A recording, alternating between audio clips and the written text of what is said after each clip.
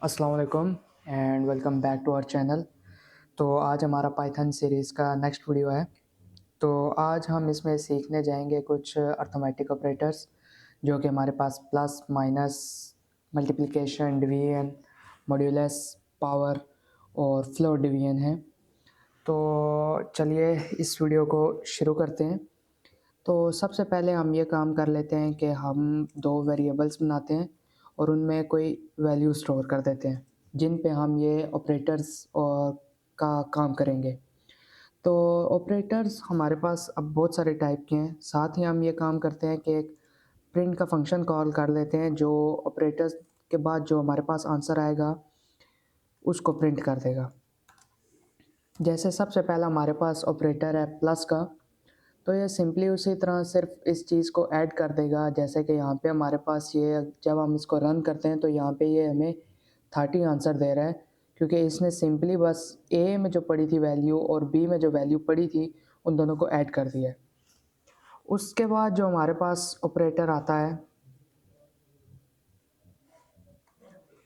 वो है माइनस का।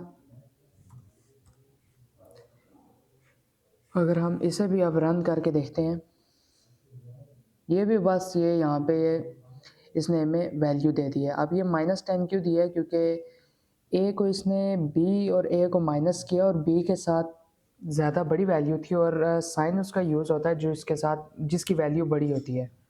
तो इसलिए बी में 20 था तो ए 10 माइनस 20 -10 होता है। उसके बाद जो हमारे पास नेक्स्ट ऑपरेटर है वो है मल्टीप्लाई का, जो कि यहाँ पे होता है स्टैरिक कीबोर्ड पे।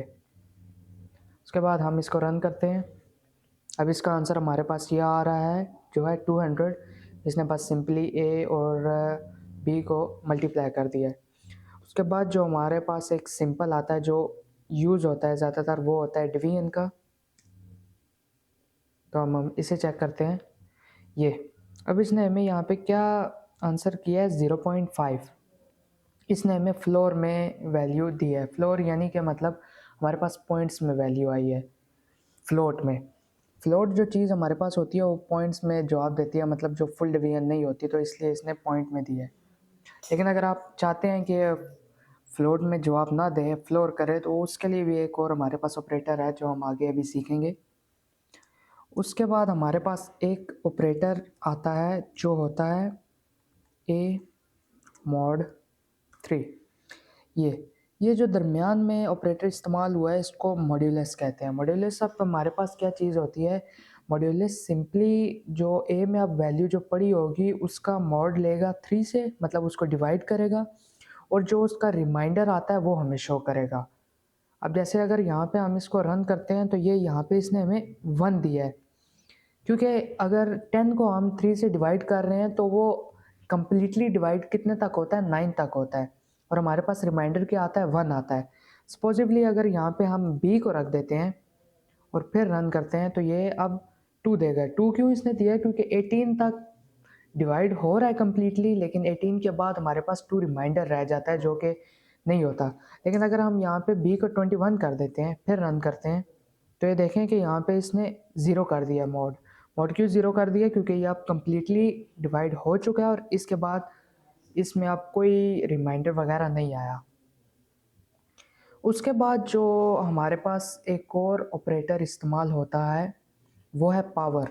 किसी चीज़ की पावर लेना, मतलब अगर हमारे पास 2 है तो 2 की अगर पावर हम 2 लें तो वो आंसर हमारे पास 4 आता है। अगर 3 दफ़ा लें तो 8 आता है, 4 करें तो 16 आता है। तो इस तरह पावर किस तरह एक ऑपरेटर की ली जाती है, उसमें बेसिकली ये ए लिखा, स्टैरिक और फिर स्टैरिक, और अगर आप उसकी जो पावर लेना चाहते हो। अब ए क्या है? ए वो है वैल्यू हमारे पास, और हमने यहाँ पे 2 क्या रखा है कि 2 उसकी पावर हो, मतलब ए 10, 10 की power 2, 10 to the raise power 2। तो यहाँ पे जो हमारे पास सेकंड आता है वो उसकी पावर होती है। अब यहाँ पे ये 10 की 2 पावर लिया तो हमारे पास क्या आया है?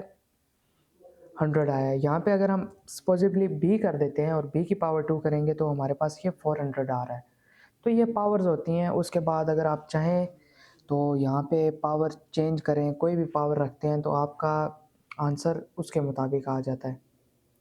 जैसे कि ये, अब अगर हम b की पावर 3 ले रहे हैं तो उसका हमारे पास क्या आंसर आता है, हमारे पास उसका आंसर है 800, 8000। अब a का क्या आ रहा है 1000। बस सिंपली ये जो हमारे पास डबल स्टैटिक आ जाता है ये उसकी पावर को शो करता है। उसके बाद सपोजिवली जैसे मैं अभी आपको बता रहा था कि हम जब किसी वैल्यू को डिवाइड करते हैं, जिस तरह हमने यहाँ पे ये 10 को 20 से डिवाइड किया था तो उसका आंसर हमारे पास 0.5 आ रहा था।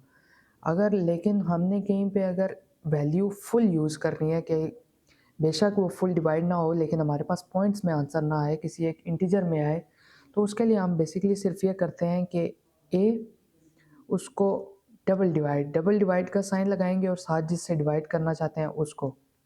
अब हम जब इसको रन करेंगे तो आप देख सकते हैं कि यहाँ पे जो इसका a डिवाइडेड बाय b था उसका आंसर 0.5 था, लेकिन अगर डबल में देखा जाए तो इसने बिल्कुल ही उसको अब ज़ीरो कर दिया है।